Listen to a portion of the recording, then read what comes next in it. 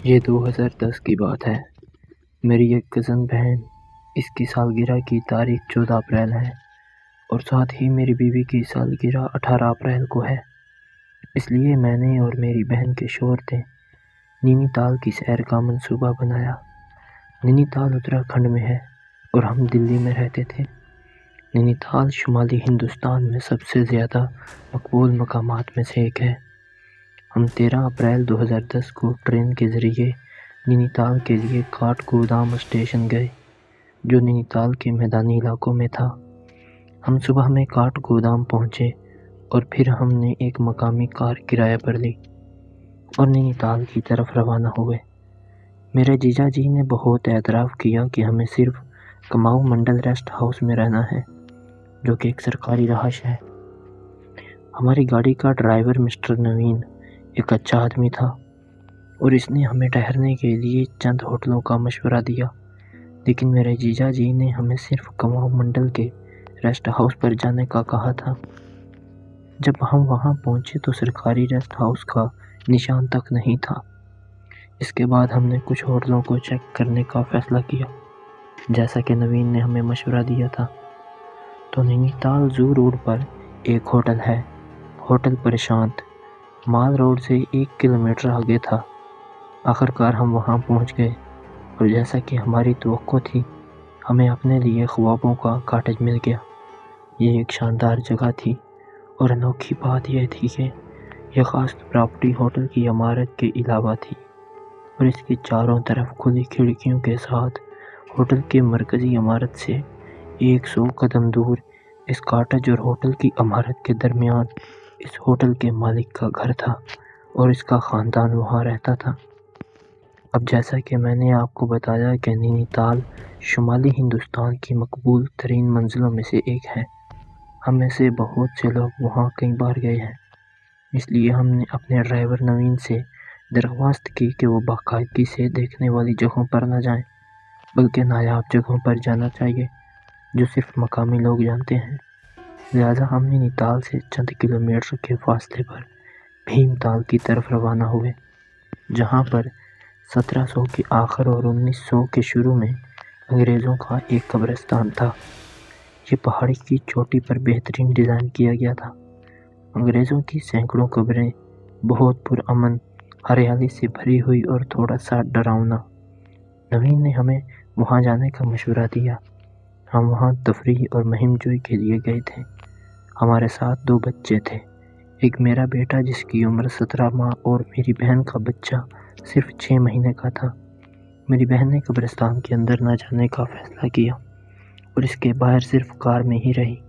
چنانچہ ہم وہاں سے آگے بڑھے اور چند منٹ کے بعد میری ایک چھوٹی کزن نے ہم سے شکایت کی کہ ہم یہاں ڈر محسوس کر رہے ہیں۔ چند منٹوں کے بعد میری بیوی نے بھی مجھ سے شکایت کی کہ مجھے ڈر لگ رہا ہے۔ اس کے بعد چھوٹے بھائی نے بھی یہی کہا، تو ہم نے فیصلہ کیا کہ یہ قبرستان ہے، تو ہم نے وہاں سے جانے کا فیصلہ کیا۔ اب ہم نے نوین کو اپنے تمام احساسات بیان کیے اور اس نے بہت درست طریقے سے ہمیں واضح کیا۔ انہوں نے بتایا کہ اس قبرستان میں تقریباً 500 قبریں ہیں اور اس قبرستان کی زمین میں مٹی کے مقابلے نمک کی مقدار زیادہ ہو سکتی ہے یا مٹی کے ساتھ مل جاتی ہے۔ صرف اسی وجہ سے آپ سب کا بلڈ پریشر کم ہو گیا اور بے سکون محسوس ہو رہا ہے۔ تو جب ہم ہوٹل واپس آئے شام کو، ہم سب نے اپنا لباس بدل دیا۔ ہم اپنے آرام دہ لباس میں آ گئے۔ پھر ہم نے اپنا مزید مزہ شروع کیا، جیسے تاش کھیلنا، کچھ میوزک بجایا، کچھ مشروبات کے ساتھ ڈانس سیشن کیا اور آخر میں ڈنر کیا۔ ہم سب ایک کمرے میں اپنے اگلے دن کے منصوبے طے کر رہے تھے کہ اچانک، ہم نہیں جانتے کیسے، لیکن ہوٹل کی بجلی بند کر دی گئی اور ہم سب اندھیرے میں تھے۔ یہ بہت عجیب تھا اور ہم جنریٹر کا انتظار کرنے لگے، لیکن جنریٹر بھی نہیں چلا۔ جب ہم نے دیکھا کہ بجلی ابھی شروع نہیں ہوئی ہے 12 بجے کے دوران آدھی رات کو، تو میری بہن نے وجہ جاننے کے لیے ریسیپشن پر فون کیا، لیکن فون نہیں اٹھایا گیا۔ تو میں ریسیپشن کی طرف گیا، مجھے بھی سگریٹ پینے کا موقع ملا، لیکن حیران کن بات یہ تھی کہ کوئی بھی ریسیپشن پر نہیں تھا۔ اور یہ کیسے ممکن ہے کہ اتنی 3 اسٹار پراپرٹی میں رات کو کوئی بھی ریسیپشن پر نہ ہو؟ تو میں نے مین گیٹ کو چیک کیا، گیٹ کیپر بھی نہیں تھا۔ ایک بات جو میں نے دیکھا کہ ہوٹل کی عمارت کی بجلی ابھی تک آن ہے، لیکن صرف ہمارے کاٹیج کی بجلی بند تھی۔ اب میں تھوڑا غصے میں آ گیا کیونکہ ہمارے ساتھ 2 بچے تھے اور قبرستان کے دن کے سفر کو بھی ابھی ہم نہیں بھولے تھے۔ اب میں کچن سیکشن کی طرف گیا، لیکن وہاں بھی کوئی نہیں تھا۔ ہمیشہ کی طرح دکانوں، پارکنگ اور ہوٹل کی کسی بھی لابی میں ایسا لگتا تھا کہ کوئی خالی ہوٹل یا ایک بھوت کا ہوٹل۔ کاٹیج واپس آتے ہوئے میں نے مالک کے گھر کا دروازہ کھٹکھٹایا۔ میں نے کم از کم 50 بار دستک دی، لیکن کوئی نہیں کھولنے کے لیے۔ اب خوف آ رہا تھا۔ خوش قسمتی سے میری بڑی کزن بہن کو 2 چارجیبل مل گئے اور اس کے بیگ میں ایمرجنسی لائٹس مل گئی، اور اس نے کم از کم ایک کمرے کو روشن کر دیا۔ تو ہم سب صرف ایک کمرے میں تھے۔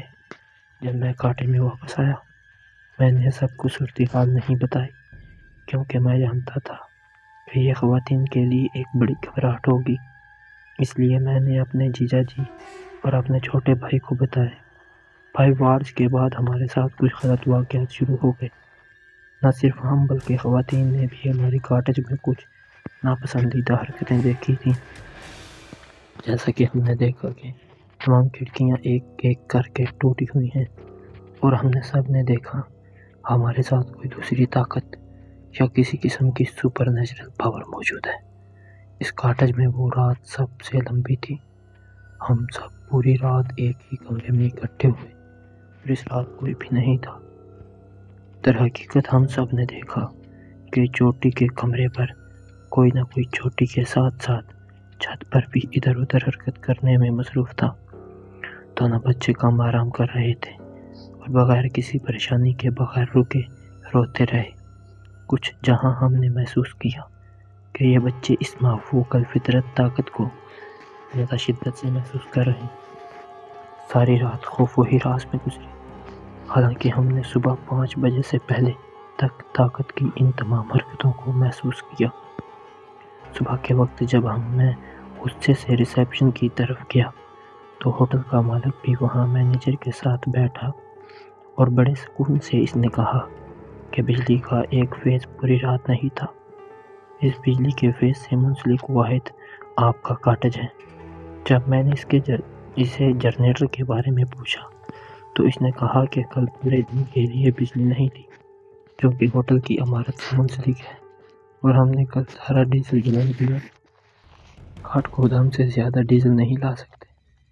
پھر میں نے مالک سے پوچھا کہ رات کو ہوٹل میں اور یہاں تک کہ آپ کے گھر میں بھی کوئی نہیں تھا۔ اس نے کہا کل رات ہم آؤٹ ڈور پارٹی میں تھے، ہم وہاں نہیں تھے، اور میرے نہ ہونے کی وجہ سے عملہ کم تھا، تھوڑا لاپرواہ۔ شفٹ بدلنے کا وقت آدھی رات کے 12 بجے تھا، اور پچھلا عملہ وقت سے پہلے چلا گیا اور اگلی شفٹ وقت پر نہیں تھی۔ مجھے اس رات کا نتیجہ نہیں ملا۔ میں نہیں جانتا کہ اس رات کیا ہوا تھا۔ دوستوں، آپ کو یہ کہانی کیسی لگی؟